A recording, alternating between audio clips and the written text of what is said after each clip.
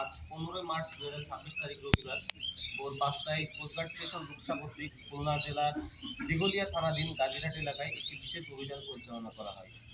অভিযান চলাকালীন উক্ত এলাকা হতে একটি একনড়া বন্দুক, একটি দেশীয় অনশটার গান, 3 রাউন্ড তাজা কার্তুজ এবং একটি ককটেল সহ কুখ্যাত সন্ত্রাসী কবির মোল্লা গ্রুপের 7 জন সদস্যকে আটক করা হয়।